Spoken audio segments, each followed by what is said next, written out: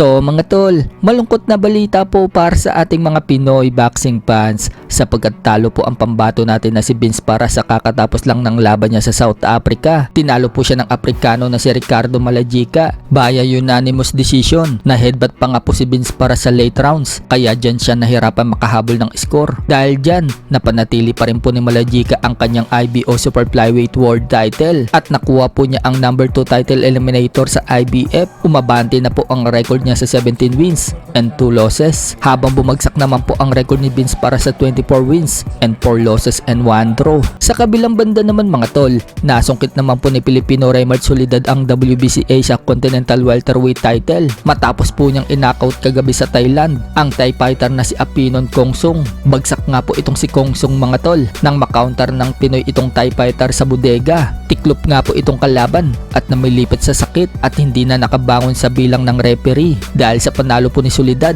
Dahil sa panalo ni Solidad, nananatili pa rin po siyang walang talo. Umabante na ang record niya sa 8-0 with 6 knockouts. Habang yan na po ang panglimang talo ni Kongsong, bumagsak na po ang record niya sa 25 wins and 5 losses with 21 knockouts. Sa ibang banda naman mga tol, napalaban po kahapon itong South Korea na tinalo ni Naoya Inoue na si Yejun Kim sa bansang Pakistan. Nakuha po niya ang panalo nang tapusin po niya ang Thai fighter na si Yutapong Tongji sa loob lamang ng round 4 nang tamaan niya ito ng body shot. Gumulong-gulong nga po itong Thai fighter habang binibilangan ng referee at bigla na lang itong nasuka. Buti na lang hindi siya nagkalat sa ibabaw ng ring. Doon siya sumuka sa labas. Dahil sa panalo ni Yejun Kim, umabante na po ang record niya sa 22 wins and 3 losses and 2 draws with 13 knockouts. Habang bumagsak naman po ang record ng Thai fighter sa 15 wins and 2 losses with 9 knockouts. Sa ibang banda naman mga tol, Eman Bacosa Pacquiao, binilhan ng mag-asawang Doktora Vicky Bello at Hayden Ko